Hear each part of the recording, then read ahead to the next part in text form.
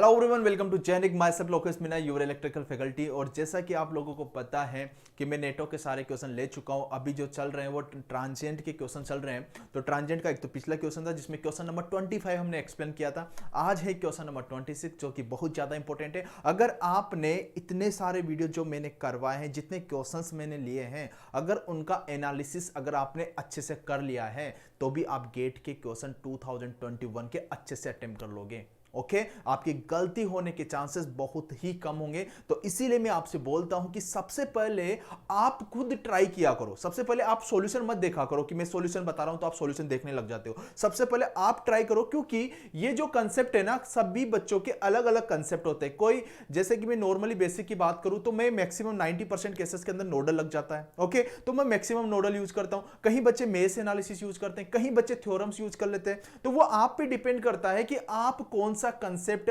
अच्छा मानते हो और कौन से कंसेप्ट को आप ज्यादा यूज करते हो, ये आप पे डिपेंड करता है। ओके क्योंकि मैं अलग कंसेप्ट भी यूज कर सकता हूं ना, तो आपका जो एरिया है कि मेरा ये कंसेप्ट परफेक्ट है, मैक्सिमम में यही कंसेप्ट लगाता हूं, तो आंसर उससे भी सेम ही आने वाला है। ओके तो आज है क्वेश्चन नंबर 26। देखो कि ट्रांजिएंट के क्वेश्चन जब हम करते हैं तो वहां पे लेप्लांस ट्रांसफॉर्मर वाला भी देखा होगा कि कहीं टीचर उसको लेप्लांस से बताते हैं, लेकिन मैं कहीं पे भी लेप्लांस यूज नहीं करता, मैं विदाउट लेप्लांस ही उसको यूज करता हूं। आपको ये सोचना है कि क्वेश्चन को कैसे डील करना है। सिर्फ आपको चार्जिंग एंड डिस्चार्जिंग का मतलब पता होना चाहिए, and T equal to zero condition पर होता क्या है, बस इतनी सी सारी चीजें पता है ना, तो आप सोल्व कर लोगे। ओके तो सोल्व करते हैं। देखो आपके पास क्वेश्चन है स्विच एट पोजीशन 1। आपके पास ये पोजीशन 1 है। ओके फॉर लॉन्ग टाइम, मतलब स्विच 1 जो स्विच है आपका टी इक्वल टू जीरो पे तो ऐसे रोटेट कर रहा है, बट वो बोल रहा है कि पोजीशन 1 पे है, पोजीशन 1 पे वो लॉन्ग टाइम तक कनेक्टेड है। ओके पोजीशन 1 पे वो लॉन्ग टाइम तक कनेक्टेड है। उसके बाद उसने क्या बोला है, and move to position 2, move to position 2 at T equals to zero.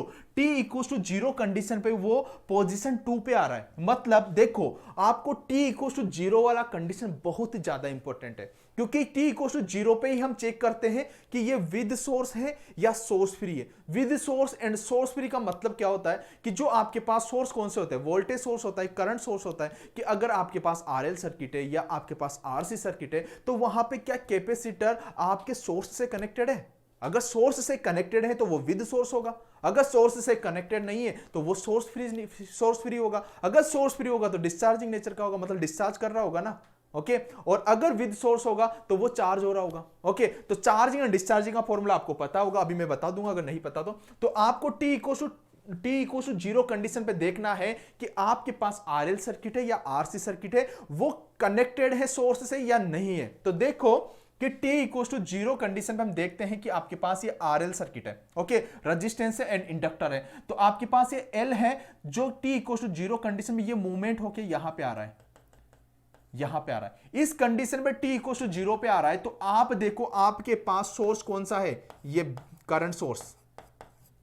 t equal to zero पे क्या आपका इंडक्टर चार्ज हो रहा है या डिस्चार्ज हो रहा है, तो आपको पता चल गया ना कि ये जो इंडक्टर है ये सोर्स के साथ कनेक्टेड नहीं है। अगर सोर्स के साथ t equal to zero condition पर कनेक्टेड नहीं है तो मतलब यहां पे इंडक्टर डिस्चार्ज हो रहा है। ओके यहां पे चार्ज नहीं हो रहा। अगर t equal to zero condition पे ये 1 पे होता तो वो चार्ज होता। तो आपको पता होना चाहिए कि चार्जिंग और डिस्चार्जिंग का फॉर्मूला क्या होता है।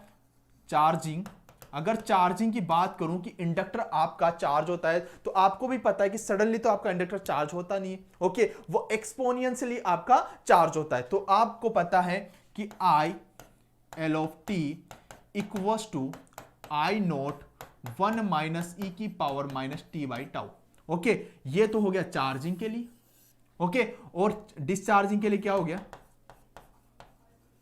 डिस्चार्जिंग के लिए ओके डिस्चार्जिंग हो गया I of T equals to I naught E की power minus T by tau. ये हो गया डिस्चार्जिंग। अब ये टाउ का वैल्यू क्या होता है, tau equals to L equivalent divided by R equivalent. टाउ भी एक प्रकार से टाइम कांस्टेंट ही होता है, टाउ भी एक प्रकार से टाइम कांस्टेंट ही होता है, नॉर्मल टाइम ही होता है। जब प्रैक्टिकली हमने देखा गया कि आपने देखा होगा टाउ 5 टाउ बताते हैं ना कि 5 टाउ पे आपका जो कंडीशन है वो स्टेडी स्टेट कंडीशन में चला जाता है, लेकिन 5 टाउ से पहले वो क्या होता है, ट्रांजिएंट पीरियड में रहता है। वो जब हमने प्रैक्टिकली देखा, सबसे पहले टाउ का value L equivalent divide by R equivalent से निकाल लेते हैं, टाउ का जितना भी वैल्यू आया। अब इसको 5 टाउ 5 से मल्टीप्लाई करेंगे तो 5 टाउ हो गया, तो 5 टाउ से जो भी वैल्यू आएगा ना, तो उसके बाद हमने प्रैक्टिकली देखा गया कि 5 टाउ के बाद है ना वो किस पीरियड में चला जाता है, स्टेडी स्टेट पीरियड के अंदर चला जाता है। ओके, तो उसके बाद वो ट्रांजिएंट नहीं रहता है, और 5 टाउ से पहले वो किस में रहता है, ट्रांजिएंट पीरियड के अंदर रहता है। ओके, इतनी सारी चीजें आपको समझ में आ गया, प्रैक्टिकली देखा गया था। तो होता है एक प्रकार से टाइम ही है, टाइम कांस्टेंट। ओके, तो देखो कि आपके पास इंडक्टर डिस्चार्ज हो रहा है, तो डिस्चार्ज के लिए आपके पास ये फॉर्मूला लगेगा। t इक्वल टू 0 पे आपको देखना है, मतलब सोर्स फ्री कंडीशन है, सोर्स फ्री कंडीशन है, ये चीज ध्यान से सुन लेना, ये सोर्स फ्री कंडीशन है। आपका जो इंडक्टर है वो डिस्चार्ज हो रहा है, तो आपके पास फाइनली जो डिस्चार्ज का होगा फॉर्मूला ये होगा। तो आपसे पूछा भी यही है कि determine I L of T for T greater than equal to 0 condition पे आपको आइल ऑफ टी का वैल्यू फाइंड आउट करना है। ओके, तो मतलब अगर आपको आई नोट का वैल्यू पता है और टाउ का वैल्यू पता है, तो आप सारी चीजें फाइंड आउट कर लोगे। ओके, तो सोल्व करते हैं। देखो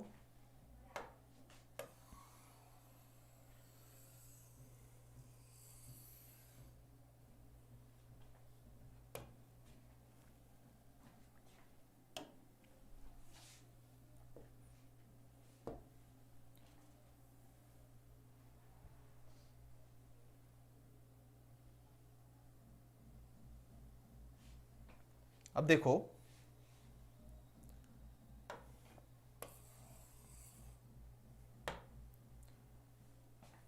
अब आपको पता है कि सबसे पहले मैं यहां पे जो कंडीशन चेक करने जा रहा हूं, सबसे पहले t 0 minus t 0 plus t greater than equal to 0, ये तीन कंडीशन होगी। t equal to 0 plus condition मतलब transient condition, t greater than equal to 0 condition मतलब steady state condition. Okay, this is initial condition. Okay, तो अब देखो यहां पे कि आपको सबसे पहले t equal to 0 minus condition, मतलब अगर सबसे पहले इसको मैं रफ कर देता हूं,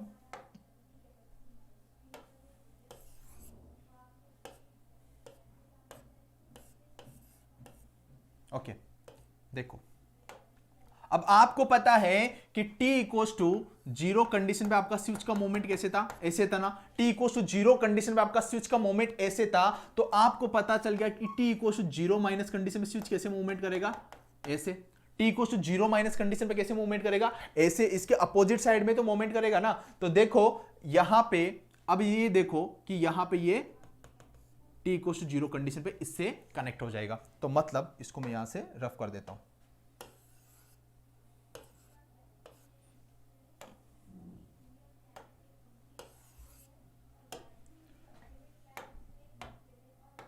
अब देखो,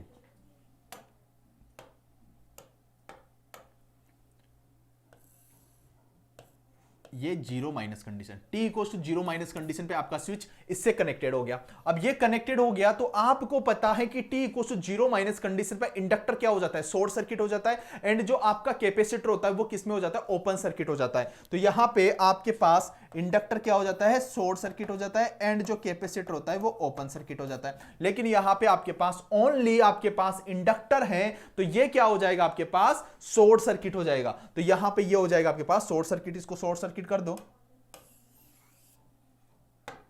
तो ये हो गया आपके पास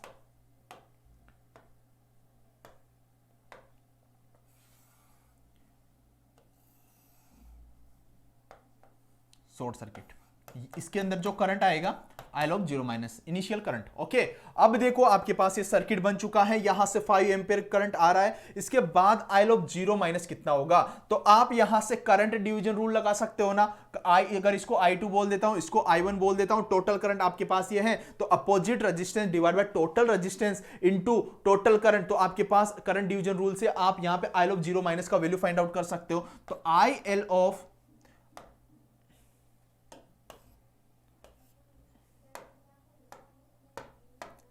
IL of 0 minus equals to total current कितना है 5 ampere into opposite resistance 8 divided by total resistance 8 plus 2 कितना हो गया आपके पास 10, कितना हो गया 2 टाइम्स मतलब 4 एम्पियर। जो ये 4 एम्पियर है, यही आपके पास आयल ऑफ 0 प्लस का वैल्यू है। कितना है? IL of 0 plus. अब भैया आईल ऑफ 0 प्लस का वैल्यू क्यों है? क्योंकि आपको भी पता है कि जो इंडक्टर होता है वो won't allow sudden change in current, और जो कैपेसिटर होता है वो won't allow sudden change in voltage. इतना सभी लोगों को पता होगा। तो यहां पे देखो कि t equal to 0 plus condition पे, अब देखो कि आपके पास स्विच का मूवमेंट ऐसे था ना सबसे पहले। अब देखो t इक्वल टू 0 पे आपके पास ऐसे स्विच का मूवमेंट था, तो t इक्वल टू 0 माइनस पे ऐसे मूवमेंट हुआ। अब वापस देखो कि t इक्वल टू 0 प्लस पे कैसे मूवमेंट होगा, वापस ऐसे मूवमेंट होगा ना, वापस स्विच आपका ऐसे मूवमेंट होगा। ओके, तो आप स्विच को ऐसे मूवमेंट कर दो t equal to 0 plus condition पे, तो स्विच आपका ये हो गया आपके पास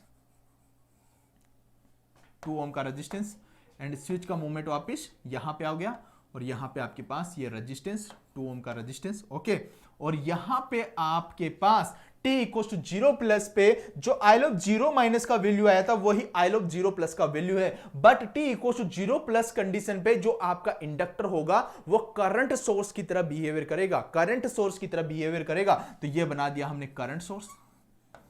अब इस करंट सोर्स का वैल्यू कितना होगा? जो आईल ऑफ 0 माइनस का वैल्यू होगा वही यहां पे वैल्यू होगा आईल ऑफ 0 प्लस का। तो ये आईल ऑफ 0 प्लस है, तो वही वैल्यू आपका पास आईल ऑफ 0 माइनस का होगा। ओके, तो इसका वैल्यू कितना हो जाएगा आपके पास? 4 एम्पियर। अब देखो ये कनेक्ट कर दिया। अब यहां से देखो, यहां पे प्लस माइनस पहले से ही पोलैरिटी गिवन है, प्लस माइनस वी गिवन है। अब देखो कि यहां से क्या मैं केवीएल लगा के करंट यहां पे इस वोल्टेज का वैल्यू फाइंड आउट कर सकता हूं। ये तो है आपके पास आईल ऑफ 0 प्लस, क्या है इस वोल्टेज का वैल्यू फाइंड आउट कर सकता हूं? बिल्कुल ना, क्योंकि यहां पे प्लस माइनस, यहां पे प्लस एंड माइनस, तो आपके पास v of 0 plus equal to कितना हो जाएगा? 2 इंटू 4 मतलब 8 वोल्टेज। मतलब अगर आपसे जो इसके अक्रॉस का वोल्टेज पूछा है, अगर ये भी पूछता तो आप v ऑफ 0 प्लस भी फाइंड आउट कर लेते। अगर आपसे इस 2 ओम के अक्रॉस भी वोल्टेज पूछता तो ये भी आप फाइंड आउट कर लेते। कितना आता आपके पास? देखो ना, इसके अक्रॉस भी वोल्टेज यही आएगा ना, 2 इंटू 4 मतलब 8 वोल्टेज आएगा। ओके, लेकिन आपसे जो पूछा है उसने आईल ऑफ टी पूछा है, आपसे रेस्पॉन्स पूछा है, तो आपको सबसे पहले t greater than equal to 0 condition पे उसका इक्विवेलेंट सर्किट बनाना पड़ेगा। सबसे पहले वहां पे उसी सर्किट को हम देखते हैं। देखो आपके पास ये सर्किट था, t इक्वल टू 0 पे जैसा सर्किट था वैसा का वैसा ही आपको t greater than equal to 0 condition पे आपको सर्किट बनाना है और उसका रेस्पॉन्स आपको फाइंड आउट करना है। देखो कि यहां पे t इक्वल टू 0 पे इस पे मूवमेंट हो रहा है ना, इस पे क्लोज हो रहा है, तो इस सर्किट को उठा के मैं वहां पे रख देता हूं। देखो ये हो गया,